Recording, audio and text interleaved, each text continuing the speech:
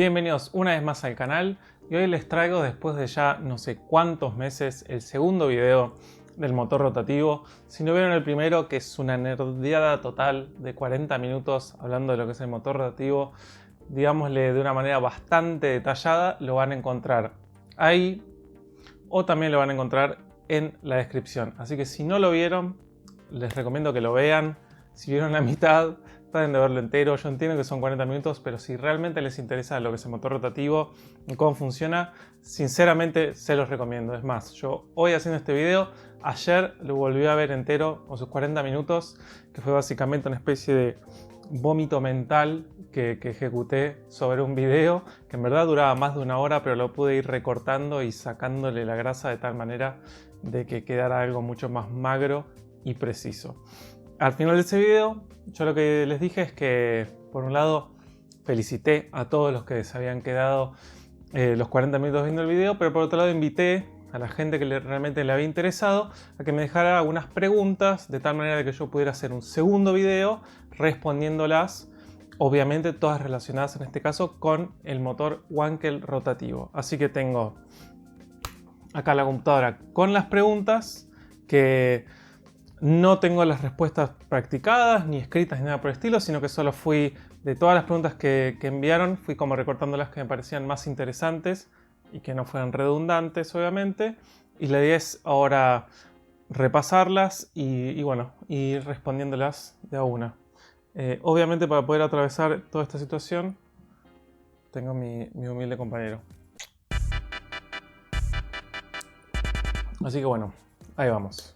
Bueno, esta persona hizo un montón de cosas buenísimas. 2 meses buscando info sobre motores rotativos y apareces a capa y espada con este video. Gracias. Tengo un par de dudas que quiero dejarte, algunas técnicas y otras de índole más personal. A ver, preguntas. ¿Utilizabas algún aceite mineral en especial para la FC? La verdad que no. Utilizaba el aceite que encontrara. No era muy quisquilloso cuando usaba aceite mineral. Después dejé de usar aceite mineral cuando pasé a usar premix o premezcla. Acá después pregunta, ¿utilizaste la técnica de premix en tu FC? Cuando habla de FC estamos hablando de la RX-7 de segunda generación, chasis FC3S, desde 1986 a 1991. Bueno, acá dice, ¿utilizaste la técnica de premix en tu FC? Que es quitar la OMP y colocar aceite directamente en el combustible. Si lo utilizaste, ¿la recomendás? Esto, si vieron el video anterior, la OMP es la Oil Metering Pump, que es una bomba que está en el cárter, que levanta aceite del cárter y lo inyecta dentro de las cámaras de combustiones. De las cámaras de combustión, tal cual. Tiene 2 inyectores que están dentro de las cámaras mismas y después tiene 2 inyectores que están justo un poquito antes en lo que es el múltiple de admisión.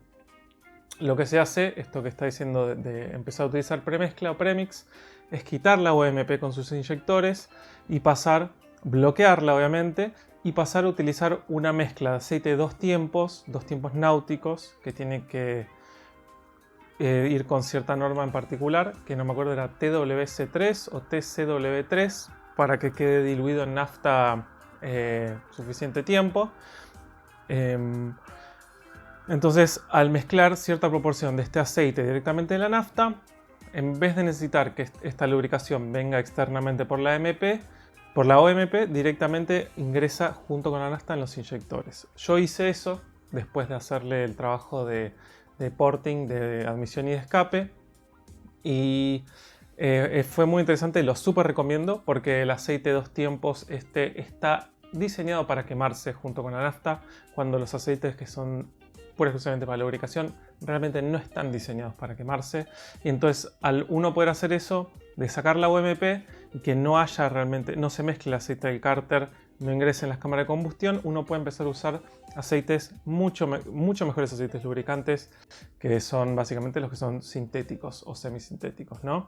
Entonces pasas a poder utilizar para lo que es exclusivamente la lubricación aceites sintéticos, y después utilizas un 2T para lo que es la lubricación interna, que quema muchísimo mejor. Hay una proporción puntual que hay que utilizar de qué cantidad de aceite por tantos litros de nafta. La realidad es que no hay una proporción que sea la ideal, depende mucho de la aplicación, de la utilización que uno le va a dar al motor y al auto.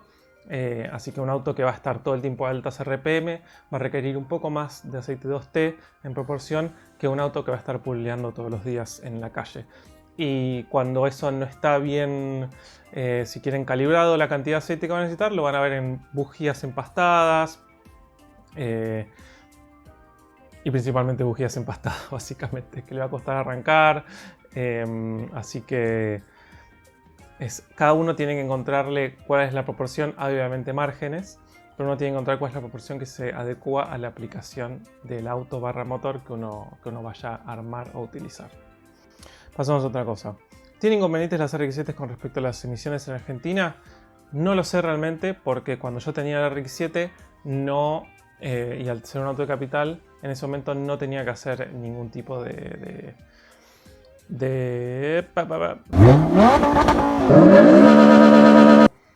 revisión técnica ni nada por el estilo, así que la verdad que no lo sé. Eso es una buena pregunta para Luisma.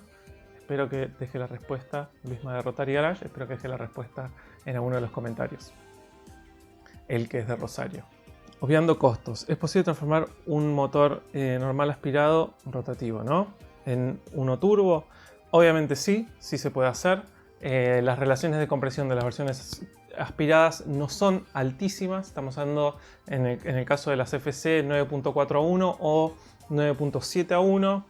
Se puede tranquilamente ser bastante quisquilloso con lo que es la puesta a punto y enturbarlo. Hay mucha gente que lo ha hecho y con muy buenos resultados. El limitante realmente ahí pasa a ser la caja, pues las cajas de la versión aspirada es considerablemente menos robusta que la versión turbo, pero entre 350 y 400 caballos bancan sin ningún problema, así que no es un mal proyecto, pero no van a encontrar kits ni nada por el estilo, así que ni se gasten en este tipo, no, bueno, compro un kit en eBay. No, todo hacerlo a pulmón. Hay un montón de información de cómo llevarlo adelante, hay que saber leer, buscarlo y leer en inglés, desgraciadamente, pero es totalmente realizable.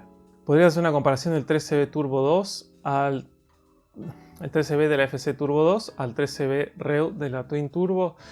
Las diferencias existen internamente.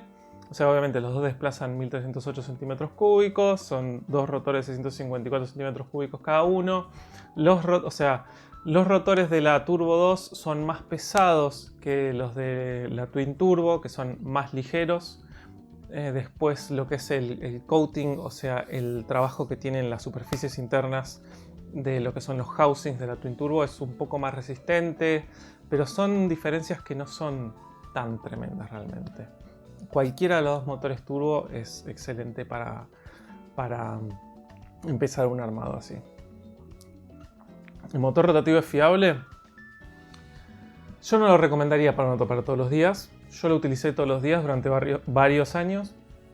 ¿Qué me pasó? Que sí, de vez en cuando con esto de... O sea, lo que se dice siempre es que si uno no tiene con un rotativo un sistema encendido que sea realmente algo de lo que enorgullecerse, siempre vas a tener problemas o para arrancar en frío o para arrancar en caliente, o se te van a empastar las bujías. Es algo que se puede hacer, se puede llevar adelante, pero personalmente para todos los días no lo recomiendo. Eso no significa que no se pueda hacer o que esté explotando constantemente, pero es un auto que está mucho más, un motor y un auto que está mucho más cómodo realmente para un auto de fin de semana, para un auto de pista, para realmente andarlo paliseando, porque le encanta envueltar, no es para estar así en tráfico de ciudad sin pasar las 3000 vueltas, eso no le gusta. Es divertido tener una FC, ¿lo recomendás como auto de fin de semana track car y como auto de todos los días? O volviendo a la respuesta, como auto de todos los días, no lo recomiendo. No me arrepiento por otro lado de nada en ese sentido. Como track car, como auto de fin de semana es excelente, la verdad. El carácter dinámico, o sea, todo, cómo se porta, el ruido que hace, cómo le gusta envueltar al motor, es una maravilla, lo súper recomiendo y no descarto el día de mañana tener otro RX-7, sinceramente, porque al haber desarmado y armado una por completo, esa sensación y ese conocimiento realmente de casi de todo el auto, ¿no?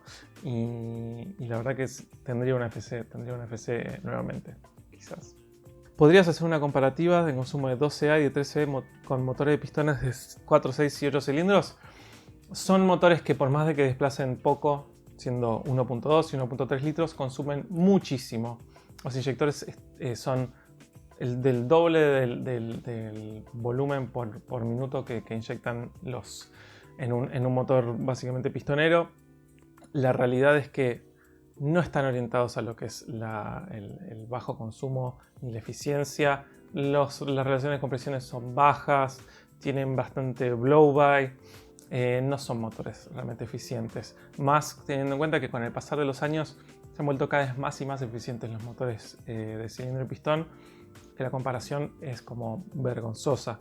Hoy en día un V8 moderno consume menos que un 1.3 o un 1.2 rotativo, así que no se dejen engañar por la baja cilindrada porque no es así.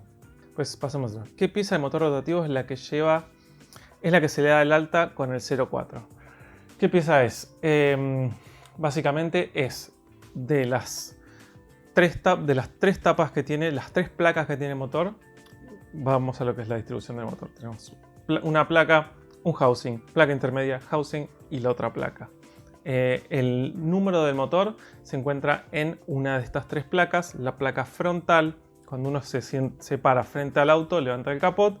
La placa que está más del lado de la punta del auto, al lado de una de las orejitas en las que se levanta, debajo del alternador, ahí podemos encontrar el número del motor. Básicamente es en esta pieza que es de acero. Con respecto a duración del motor, ¿es falso que a los 25.000 kilómetros se rompen los sellos? Sí, es falso, obviamente. La mayoría de la gente que tiene motores rotativos aspirados se sabe que andan tranquilamente 300.000 kilómetros, 500.000 kilómetros, no tienen ningún problema. El problema de los sellos viene más que nada con las versiones turbo, cuando se las potencia mal, no tiene una buena puesta a punto. En un evento de detonación severo se rompen los sellos. Pero los aspirados son especialmente confiables con un buen mantenimiento. Y bueno, como decía antes, el tema siempre es con los turbos, quién hace la puesta a punto y demás. Con tecnología actual, ¿el motor rotativo podría ser rentable considerando que podrían desarrollarlo muchísimo investigando y aplicando innovaciones actuales? Bueno, y buena onda. Es una buena pregunta, desgraciadamente es algo que nunca lo sabremos. Han habido prototipos de motores después de lo que es la arquitectura 13B. Hemos visto un prototipo que era supuestamente el 16X, que pasaba de ser de 1.3 a 1.6 litros, con más torque, porque tenía básicamente el equivalente a más carrera, a más carrera básicamente. Tenía un poco menos de diámetro, o sea, el rotor era 1 centímetro más delgado, pero tenía muchísima más carrera relativa al cigüeñal. Supuestamente iba a tener implementado un sistema de inyección directa, iba a ser un 1.6 de 300 caballos con muchísimo menos consumo, pero bueno, Mazda es la única empresa que realmente siguió trabajando sobre ese motor. Entonces, son esas cosas que no las vamos a saber nunca, desgraciadamente, si hubiese sido mejor, peor, cómo se hubiesen podido encarar las diferentes problemáticas del motor y resolverlas. Hoy en día, sinceramente, la única empresa que los trabaja o desarrolla para el sector automotor es Mazda, y ahora se está hablando de usar rotativos para complementar sistemas híbridos y demás, pero no para generar potencia, sino como un generador. Así que veremos qué dice el tiempo. Por ahora, desgraciadamente, Mazda tampoco está en una posición económica como para mandarse a armar un deportivo, desgraciadamente, o desarrollar un nuevo motor. Están poniendo toda su infraestructura y todo su capital en lo que es desarrollar las tecnologías Skyactiv. Bueno, a ver, algo que capaz no dijiste. El 20B del Eunos Cosmo, amado en el Gran Turismo, ¿tenía como 300 HP aspirado? No. 20B sería básicamente un motor de 3 rotores basado en la arquitectura del 13B. Entonces sería 2 litros, creo que es 1962 centímetros cúbicos, creo. Básicamente tiene 300 caballos, pero no es aspirado, es biturbo. Así que, pero bueno, es un motor increíble. Básicamente sería el Big Block de los rotativos. Es el motor con más cantidad de rotores que salió en auto de producción por parte de Mazda. Y bueno, hay mucha gente que básicamente compra esos motores y después los trasplanta en RX-7 y es una maravilla. Después de terminar el video me surge la duda: ¿cómo están implementados los inyectores y bujías en las cámaras de combustión, los rotativos? Y si es posible explicaros más a fondo el tema de la lubricación así como los empaques, si no me equivoco, se le dice a las juntas en algún otro país. Estaría increíble. Como siempre, gran trabajo con tus videos. Saludos desde México, en México. Los inyectores en los rotativos que llegaron a producción se encuentran en el múltiple de admisión. Son 4 inyectores, básicamente. No sé qué tiene eso de raro. Las bujías están, como mostraba en el otro video, en el lateral. Hay una que es la principal, que es la leading, la inferior, y después está la trailing. Estas bujías disparan a destiempo. Tienen un split que bueno, está determinado originalmente por Mazda. Después con una inyección programable que se pueda controlar también el encendido, se puede cambiar ese split. Cada tuner, cada programador, por así decirlo, tiene su magia negra de cómo saca más o menos potencia. Después, con respecto a la lubricación, como mencioné antes, está el tema de lo que es la lubricación interna de los sellos que tiene la OMP, y si no, después tiene básicamente una lubricación interna, que es la lubricación que va por el cigüeñal, por el e-shaft, que también lubrica lo que son los metales que unen al cigüeñal excéntrico con los dos rotores, 2 o 3, digamos, ¿no? Eso sería principalmente. Espero haber respondido a la pregunta porque no entiendo. ¿Quién te rectifica un rotativo acá en Argentina? ¿O solo cambian los rotores y los housing? No sé si escribe sí, gracias por el video. Acá no lo rectifica nadie. Acá básicamente a lo sumo se hacen unos trabajos específicos sobre diferentes superficies, pero los que se han hecho bajo especificaciones exclusivas del cliente o la casa preparadora, pero en sí lo que es la parte interna del housing no se rectifica. Eso es básicamente imposible. Es adentro del housing, que el housing es de aluminio, tiene una pequeña camisa muy delgada de acero con un tratamiento específico. Acá en Estados Unidos hay casas contadas que los rectifican, contadas así con una mano, y es algo hasta nuevo, pero no es algo común. No es que te sacan una camisa, ponen otra. Así que desgraciadamente lo que se suele hacer es reemplazar el housing completo, cosa que es bastante costosa. Bueno, del primer video, no me queda claro si una buena versión del motor de las que nombrás con el mantenimiento a rajatabla puede darte una vida sin problemas. No importa que tan enfermos en el cuidado, son una constante. Hay usuarios con 100.000 kilómetros sin dolor de cabeza, sí, con buen mantenimiento, y especialmente los que son aspirados, que es donde menos riesgo hay. Literalmente, como dice acá, con buen mantenimiento, sin dolor de cabeza, más allá del consumo. El problema de sellado que tal vez la tecnología de hoy los podría minimizar, pero bajo torque me parece que es de diseño, o hasta sí, es básicamente eso. Por el tipo de movimiento que tiene, que es directamente rotatorio y que no está transformando movimiento lineal vertical en movimiento rotativo. Tiene bajo torque. Esto tiene que ver también con lo que es el equivalente de la carrera y el desplazamiento, ¿no? Son motores realmente chicos. Estaría buena comparación de curvas de potencia entre dos japos de 280 caballos. Sí, el tema es que cuando uno pone en juego lo que es cómo actúa un turbo, te desbarajusta toda la comparación. Porque el rotativo, la cantidad de pulsos de escape que tiene, los violentos que son, realmente se llevan muy bien con un turbo. Entonces, cuando metes un turbo en rotativo, como la gente que tiene motores antes dice que there's no replacement for displacement, o sea que no hay reemplazo para el desplazamiento, para el volumen de un motor. Es cuando llegan los rotativos y dicen que no importa si tienes un turbo suficientemente grande, el rotativo lo va a mover.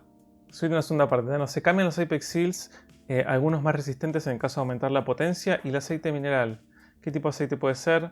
Visto que agregan aceite de dos tiempos. Bueno, por un lado está lo de la premix que mencioné antes, y con respecto al tema de los Apex Seals, hay de todo. Hay Apex Seals de un montón de recetas diferentes, de aleaciones diferentes, de grosores diferentes, porque los 2CA tenían un grosor de 3 milímetros, los 13B usan un grosor de 2 milímetros, pero hay gente que trabaja lo que es el groove donde va el Apex Seal. Hay gente que lo trabaja en los 13B para meter los Apex Seals de 3 milímetros que son grandes. Hay gente que dice que es bueno, que es malo, y cada fabricante tiene su receta para hacer los Apex Seals.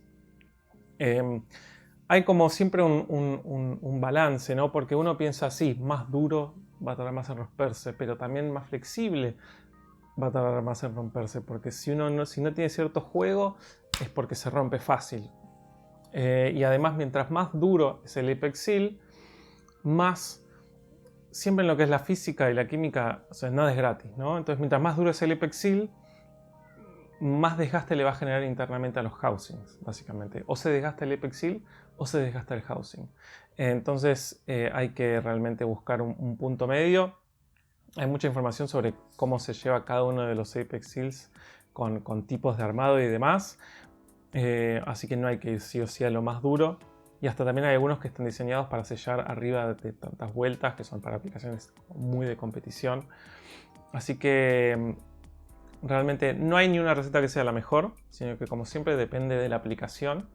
Y también lo importante es esto, cada uno de los fabricantes tiene como su receta y sus recomendaciones de la mano de esto. Solo tengo una pregunta, ¿qué refrigera el motor? ¿Aire, líquido, refrigerante o solo los radiadores de aceite? Son el 12A y el 13B.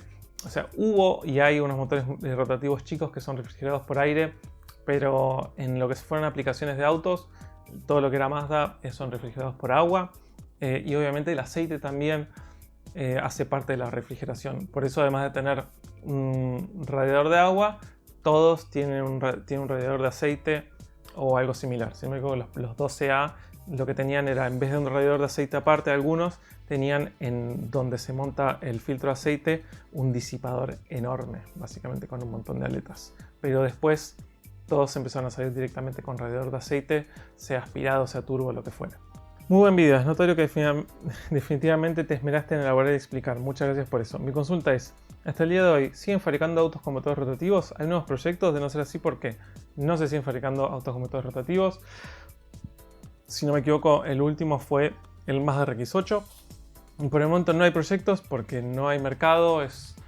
Se tiene que hacer un montón de desarrollo para tener mejor relación de compresión, inyección directa y demás. Y la única empresa que está interesada en hacer eso aparentemente y desgraciadamente es Mazda. Y como decía antes, no cuenta con el presupuesto hoy en día.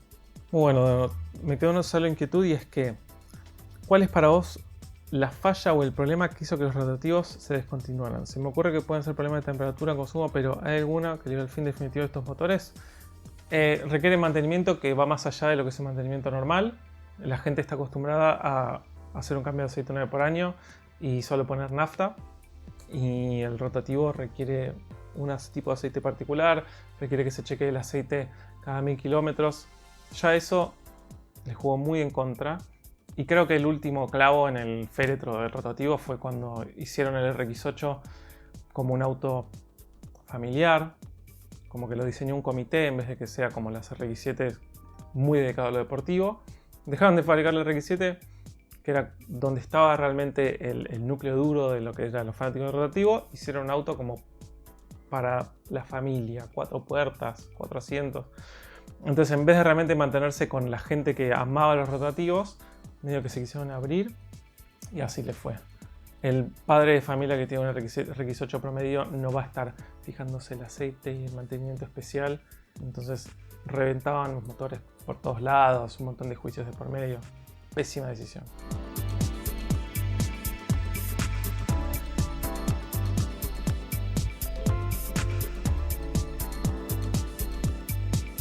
¿Cuánto dura más o menos la vida útil de un rotativo moderno? Con un buen mantenimiento duran cientos de miles de kilómetros, como mencionaba antes.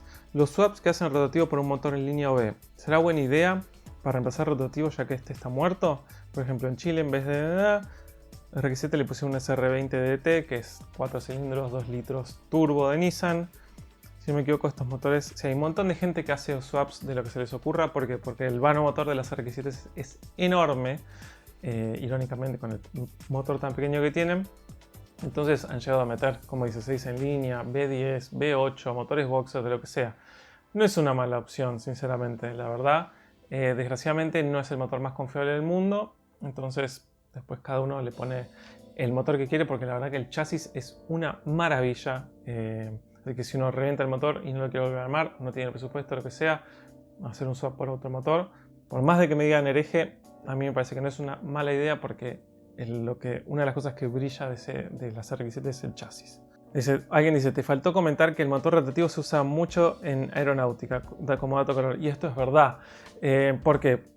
Porque se usa mucho en aeronáutica, porque el motor rotativo, a diferencia del motor a pistón, cuando falla, no falla catastróficamente y se bloquea todo y se suelda todo y listo. El motor rotativo, cuando le falla un sello o algo, pierde un poco de compresión, pero sigue funcionando. Entonces, en una situación en la que uno está volando, lo que más le interesa es que el motor siga funcionando con menos potencia, pero que siga funcionando. Entonces, en lo que es aeronáutica ligera, nada tremendo, ¿no?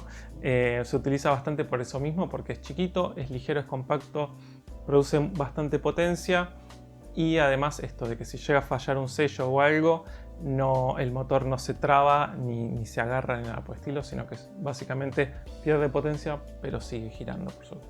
¿Qué puerto los hermanos Takahashi usaban? Está hablando de los hermanos Takahashi de Initial D. Y cuando dice qué puerto, probablemente se refiere a qué tipo de porting de trabajo, de puertos de admisión y escape. Yo diría que usaban un street port, algo muy ligero, porque las veces que he visto las especificaciones de los diferentes autos nunca superaban los 400 caballos. Es más, la FC de Ryosuke, si no me equivoco, tenía 260 caballos por ahí, y la FD de Keisuke tenía 300 y pico caballos. Así que yo diría que es un street port, nada extremo, nada de Bridgeport, nada por el estilo. O sea, el puerto un poco trabajado, un poco agrandado, pero nada tremendo. Supongamos que se rompe un motor. ¿Qué tan complicado es conseguir los repuestos? Y cuando hablas de alto consumo, aproximadamente, ¿de cuánto estás hablando? ¿Qué tan complicado? Literalmente no se consigue nada en Argentina. Se consigue todo en el exterior. Todo, absolutamente todo lo que necesites se consigue en el exterior. Hay que tener paciencia, ganas de traerlo, y obviamente los bolsillos como para pagarlo. Y cuando hablo de alto consumo, estoy hablando de eso. Básicamente el mismo consumo que tiene mi V8 4.2 litros hoy en día. Estamos hablando de unos 20 y pico de kilómetros, 20 y pico de litros cada 100. El RX también tiene un tanque de 63 litros, la FC, y yo creo que lograba también los 250 kilómetros en ciudad con el 13B.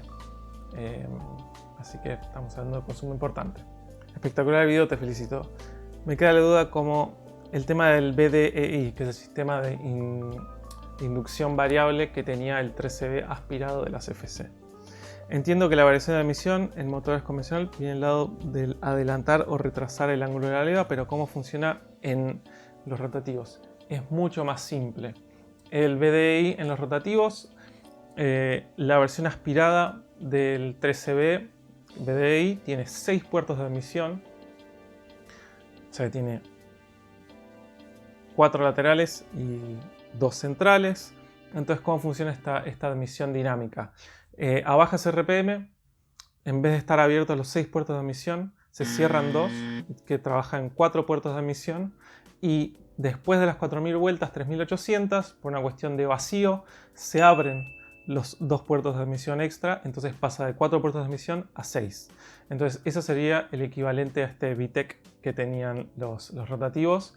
Entonces no trabaja obviamente con el tiempo de las levas, sino con básicamente la cantidad de aire que ingresa y su velocidad. Es algo como súper mecánico y simple. Algunas preguntas. ¿El motor rotativo lleva un tipo de sincronización con la posición de los rotores junto al cigüeñal excéntrico, o no importa la posición en la que queden a la hora de reconstruir uno? En el caso de que tenga una sincronización encendido o mediante un sensor, ¿cómo se sincroniza? En lo que es el ensamble del motor no hay ninguna sincronización. Después, acá lo que está preguntando es cómo el motor sabe en qué parte de la rotación está para lo que es la inyección y el encendido. Básicamente hay un engranaje que va a lo que es la posición del cigüeñal, y de este engranaje puede salir o un distribuidor, que con eso se dicta cuándo tiene que ser el evento de encendido, o en las versiones que son sin distribuidor viene un sensor de posición del cigüeñal, que eso manda la señal a la inyección electrónica. Así es que se determina cuál es la posición del cigüeñal y por ende de las caras de los rotores para tener los eventos de inyección y de encendido. Me interesaría saber el consumo rotativo 1.3. ¿Es parecido al consumo 1.3 tradicional? Vuelvo a lo que decía antes. Más de 20 litros cada 100 kilómetros. Así, tranquilamente. Y andando sin pisarlo mucho. Acá alguien pregunta.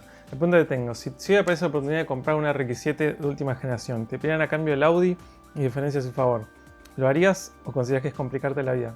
Desgraciadamente es complicarme la vida. Para tener una RX-7 es como un auto más. No sacrificaría por un lado lo que es el daily, mi auto diario, que es el S4, y por otro lado tendría que tener mucho espacio en el garage y mucho tiempo libre para ponerme a trabajar en un auto así. Acá otra pregunta. Quisiera saber qué accionan las cadenas tipo de distribución que tienen y las pesas de balance extremo de cigüeñal, cómo funcionan, cómo varían de acuerdo a la cantidad de rotores.